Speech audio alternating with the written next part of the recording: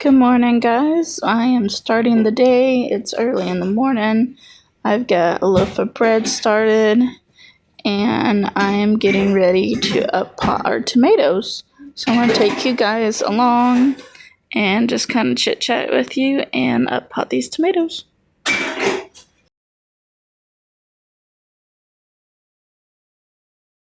morning, guys.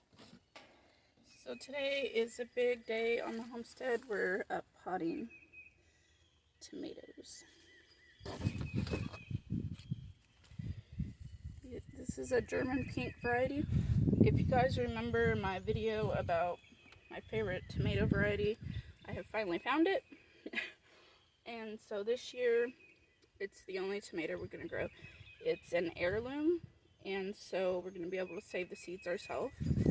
And so this is a big tomato, and it's very meaty. It doesn't hardly have any juices in it, and so it would be good for canning, like an alternative to a paste tomato. But it also just tastes really good. It was just a little different than other tomatoes that I've tried, and I really like it. I'm fighting a sore throat.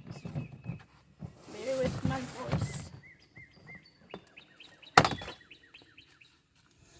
Okay, so down here I just have a tote of my garden mix, and I'm going to be up-potting these tomatoes. I'm going to be doing it with dry soil just because I'm going to put the lid back on this and I don't want it to mildew. But I am going to be giving these a really good water after we're done.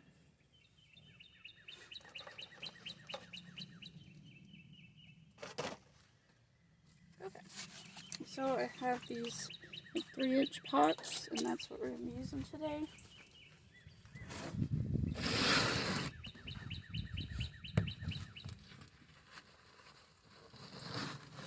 Okay. Just going to get some of these filled up so we can start putting plants in them.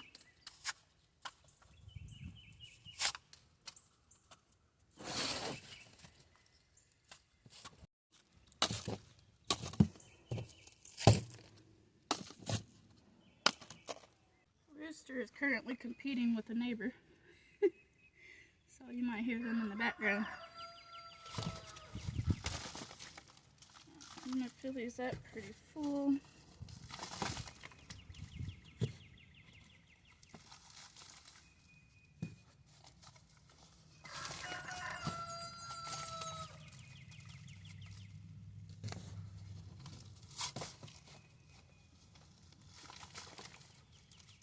Okay. I'm probably going to need all these today.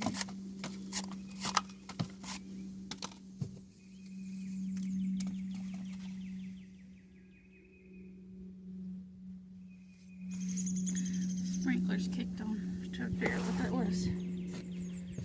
Okay. So the really cool thing about tomato plants is you don't have to worry about them getting leggy, because if you can see those little hairs, all those little hairs will become roots when you put dirt to it. So we're going to be burying these up to the leaves. You don't want the leaves to be buried just because it'll just kind of die. It'll be too wet.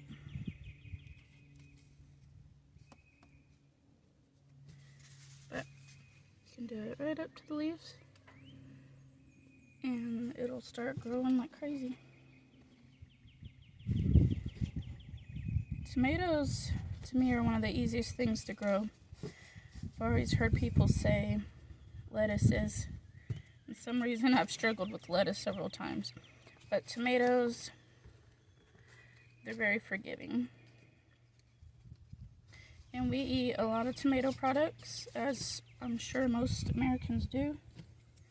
Between ketchup, barbecue, spaghetti sauce, diced tomatoes, salsa. So if you really want to grow one thing, tomatoes are a pretty good start. Look at that root already on this one. And I think I even broke it a little bit.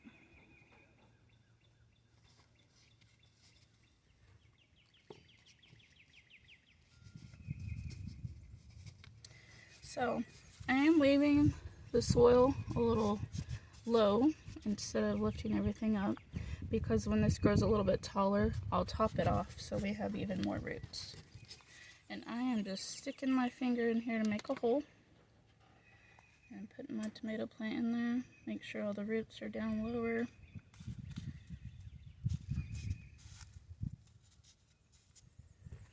little more around this guy. And that's all I'm doing. And then I'm going to be watering these guys really, really well when we're done. That's why I brought it outside, so that I can just soak everything, not worry about it. The Farmer's Almanac is saying that our last frost date is actually going to be early this year. And so they're saying everybody in Oklahoma and different areas, it's different this year, but everybody up this way, down this way, can go ahead and plant things out early. And so I'm a little behind on these tomatoes, but they'll catch up. They always do. That's why I say they're so forgiving. The year before, I started my tomatoes pretty early. And the next year, I realized it didn't make a difference, because they do catch up, especially once you plant them in the ground. They just take off. I'm talking growing inches every week, so it's not a big deal. And I've heard other people say the same thing, that they realized they were just having to care for this seedling longer with no benefit in doing that. And in the last few years, I've focused most on tomatoes and peppers. And so they did great, but everything else kind of suffered. So this year I was willing to start later so that I could start more seeds inside. Start the tomatoes later. That way I could spend that time I was spending on tomatoes on herbs and lettuces and things like that. And it seems to have worked. Everything's looking great. I usually just direct sow it, because my thought process was, if you can direct sow it, why would you spend time, growing it inside and having grow lights and taking up all that extra room? Well, everything kept bolting as soon as it would get big enough to matter. And I didn't understand that that's why you would start it inside, is so that it can be big. About the time that last frost date comes, it's big enough to start harvesting. And so you actually get a couple of harvests before it's so hot it's bolting.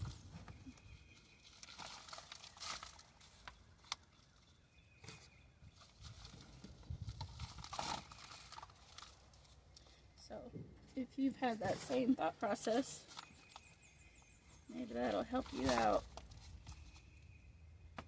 Because when you grow all your own herbs and have your own seasoning going, it really is a big deal.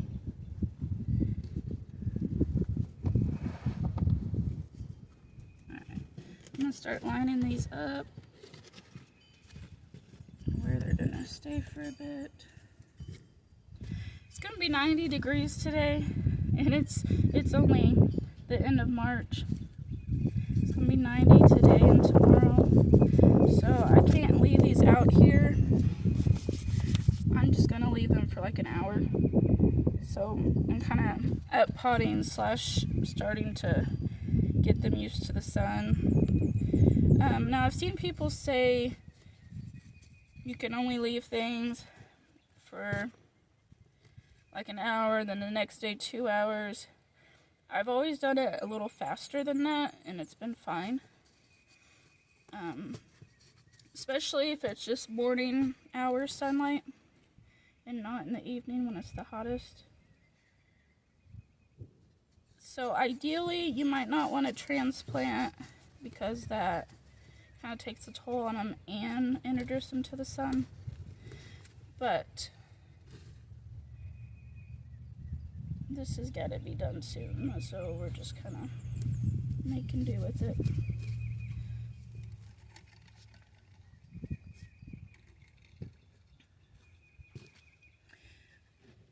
On a random note, I see this question a lot. You see all these mushrooms.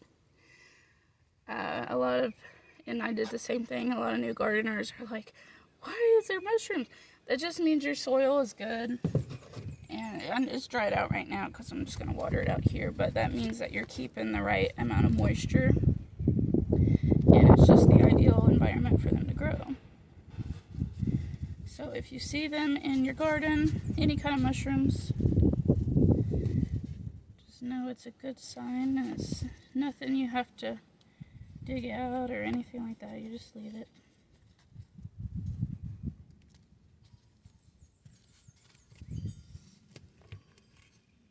Really liked these tomatoes, so I am excited to grow so many of them. They did seem to put off their tomatoes later, but I also had them in kind of a shady area compared to my other tomatoes. So I'm interested to see, with them growing in direct sunlight more, if they're going to produce earlier.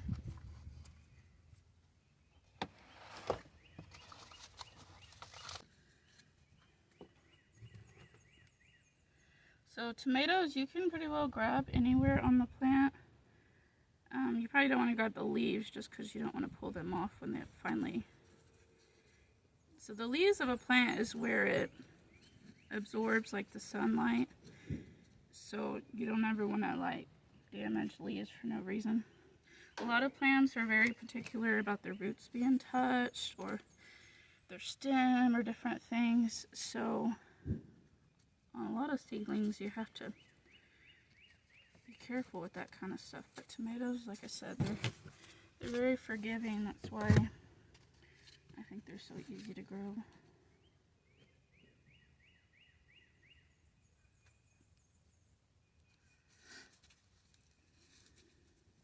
I haven't invested in like cattle panels as trellises. I do think that's the best thing from what I've kind of seen / experienced, because I've done the Florida weave. There just doesn't seem to be twine that really just lasts through the Oklahoma sun. And so maybe in your area, if you're in a place that's not as hot in the summers, the Florida weave and things like that might be okay. But everything, I've tried wire, I've tried fishing line, I've tried all the twines I could find on Amazon, on just at local stores. I even tried some paracord just because I had it.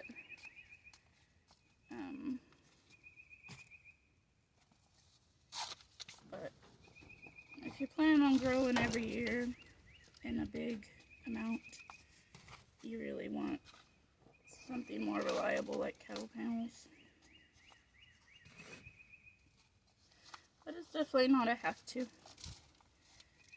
This year, I thought we would have the cattle panels this year, but we've just kind of prioritized other things. And so I think we might even start getting them next year, this year for next year. And just kind of get a couple at a time. We did find some. I've seen people use like the tallest ones. But I've seen at one of our local farm stores, they have some that are only like 3 feet tall. And so you could just raise it off the ground and kind of tie your tomato plant to it until it's tall enough to go ahead and trellis on it. They're only like $30 for, I don't know what they come in. It was a really long piece. I'm not sure if it's like 20 foot, but I really think that's what we're going to do, because there's no point in getting the bigger, taller ones. Now these are indeterminate tomatoes, so they will get pretty tall. If you're growing a determinate one, you wouldn't even have to worry about raising that up off the ground a foot or two, because they would be the perfect height.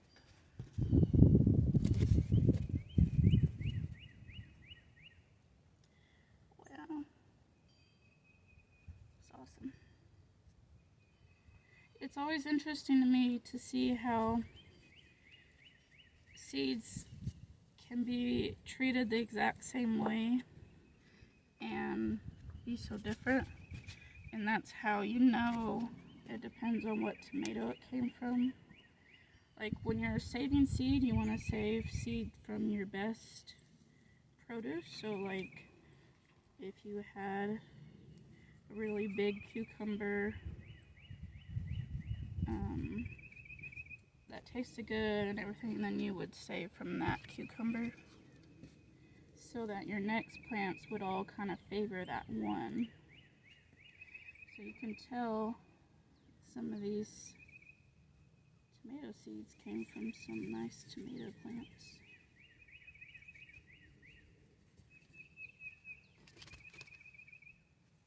And these seeds were from M.I. Gardener.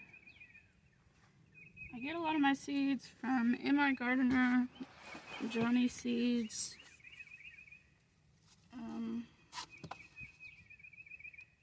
I used to get a lot from Rare Seeds,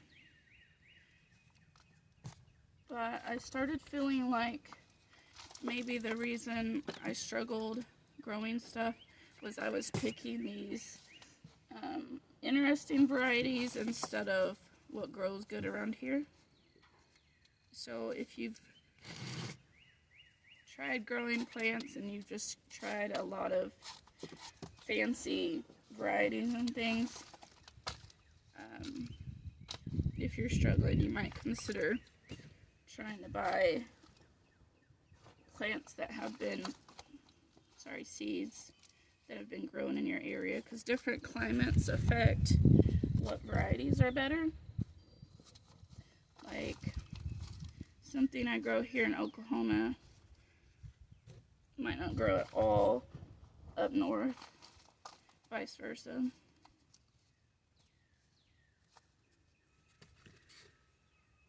So me saying that the German pink tomato is my favorite doesn't mean that it's going to be everybody's favorite.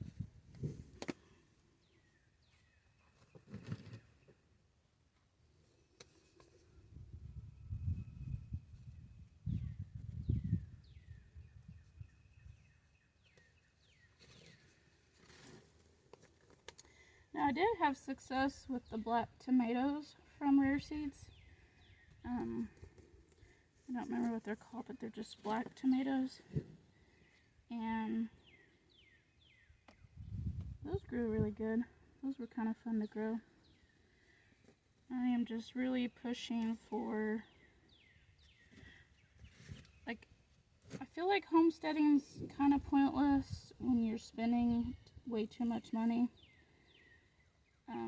Now if you're doing it for reasons of like just having better food and things, I understand the point in spending more money. But one of our biggest goals is just to eat better cheaper.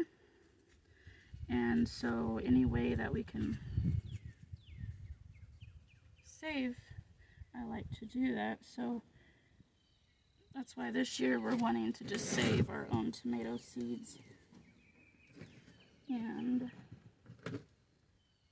not just tomatoes, but just about everything. Everything that we are growing that's heirloom. When you save seeds, you gotta say from my heirloom variety, or else it'll like revert back and it might not be a good like yielding plant the next time when you plant those seeds. So we try to focus on buying heirloom seeds and ones that are known to grow around our area.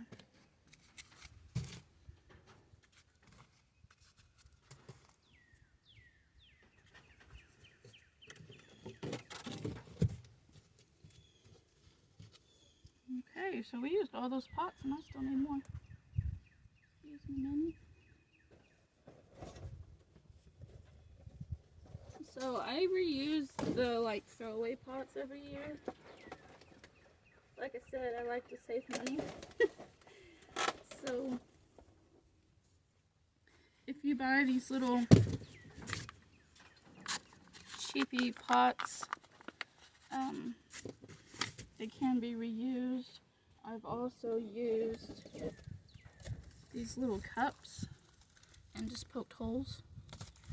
They're just a little bit shorter, so I'm prioritizing these for my tomatoes because you want them to be in your taller pots. But I'm sure I'll end up using those for something else this year. So last year we put our tomato rows way too close together. And so basically we didn't want to walk between the rows because we had to squeeze, especially when they really bushed out. And so this year we're making sure that they are way spread out. Maybe even a little too much, but we decided we want to be able to pull our little pull cart in the rows. And it's like 2 foot wide. So we made our rows like 3 feet wide, or like our walking paths. That way we can get in between, because I think we'll take better care of them. Last year, I was just focused on like, well, it didn't need that much maintenance and we'll get more tomatoes if it's just packed in more. But it even got to where we weren't harvesting the tomatoes. Like, we didn't want to squeeze in there and have the tomato plants rubbing all over us because, you know, they have that tar and they can make your arms break out and the weeds get out of control. So this year we're just kind of growing one variety, spreading it out more, and I think ultimately the plants will be happier having more room. We didn't end up having any problems with like disease, like a lack of airflow issue or anything. So that was good, but I think we're gonna do better this year doing it this way.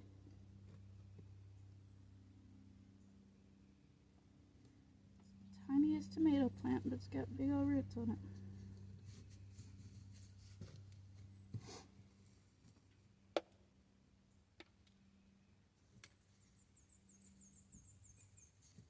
I'm filming out by the rabbit hutch, so you might hear them making noise and moving stuff around over there.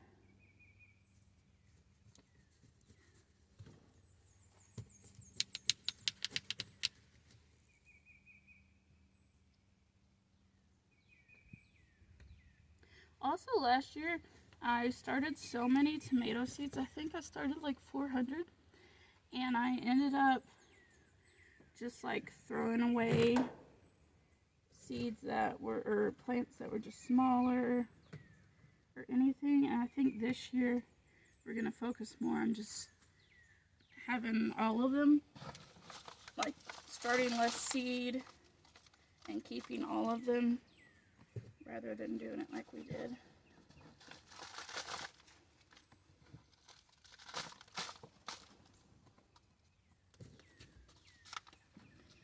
We also started a lot of fruit trees this year, so I'm excited. They're trying to bloom already, so I'm going to have to take those buds off, but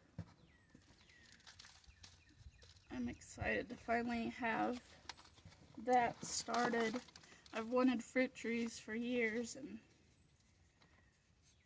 I got a couple kind of random ones, and they died. And so this year, kind of bought the more expensive, older trees, and they seem to be happy.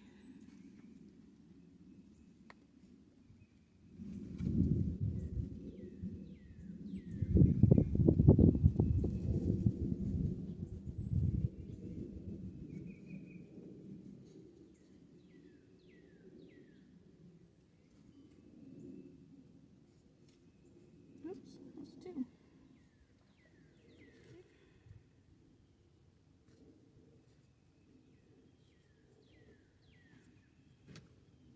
Alright, so this first batch is done. There's a lot of roots in here. Kind of sucks that I broke that many off. But they'll get back. They'll come back. Okay. It's not really hot out here yet, but it is getting very warm, so I feel like I really need to water these. I'm gonna go ahead and get my watering can going so that they're not getting too dry. One of the most undervalued things on a homestead, I think, are pitchers and just like random containers that you end up using to move stuff around, whether it's chicken eggs or water. I feel like any kind of bigger container from anything we just always end up keeping because we always need it.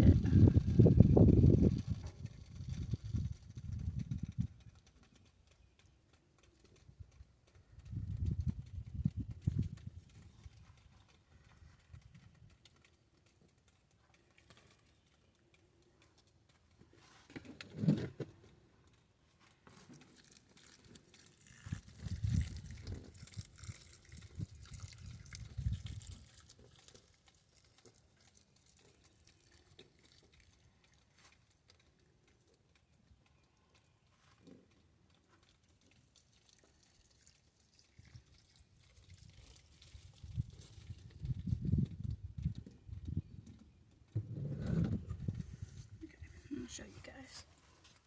It was all from one tray. One of these trays. Oh goodness. That's a lot of tomatoes. These guys back inside. My husband built me these lovely trays to kind of transfer stuff around. So, go ahead and get these loaded up.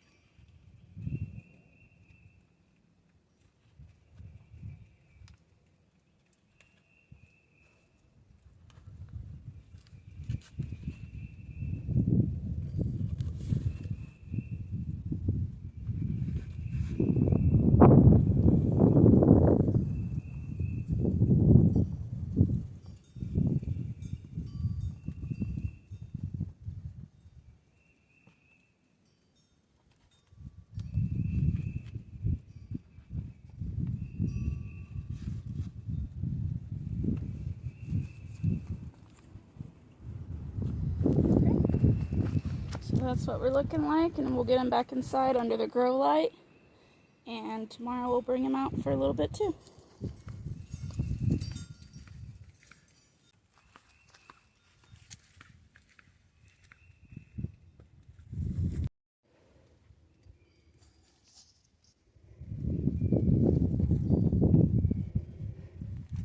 These guys here are just a little short, and I decided to leave them for another week like they are. And then we'll pot them up too. Okay, everything's on the shelf, getting light.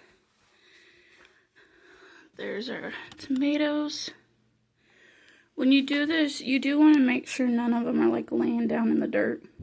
Like if they're leaned over, you want to just kind of fluff them.